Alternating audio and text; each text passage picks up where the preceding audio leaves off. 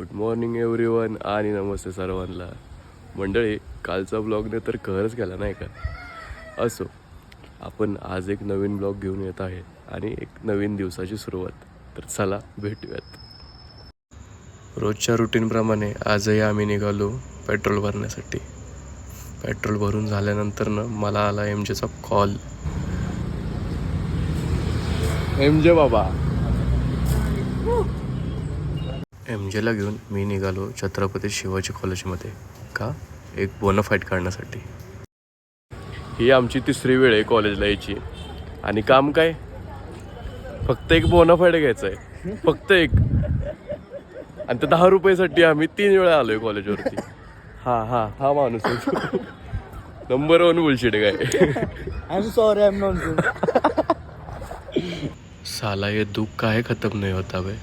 देखो ये कैसे बातें करते बैठा है और मैं देखो अकेला. जाऊ द्यात, असू द्यात, माझे पण दिवस येतील कधी ना कधीतरी. ते सगळं जाऊ द्या. आम्ही निघालो गावात राऊंड मारायला. मग आम्ही गेलो स्टुडिओमध्ये. स्टुडिओमध्ये जाताच आज काहीतरी नवीन करूयात.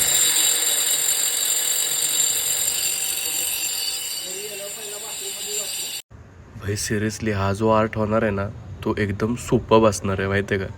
बघूयात, आपण दाखवीलच तुम्हाला. मला आला आईचा कॉल आणि मग काय, मी निघालो घरी. का? जेवण करण्यासाठी. आणि आज आमरस पोळी होती. वाव.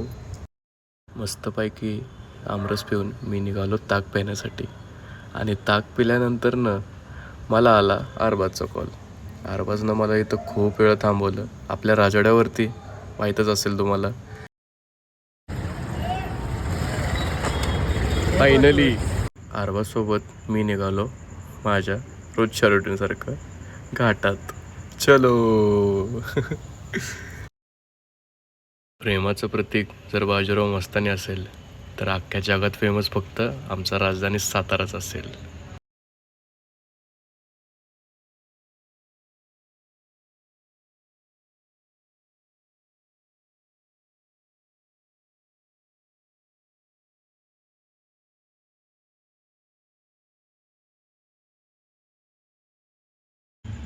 सनसेटचा फील घेऊन आम्ही गेलो खाली.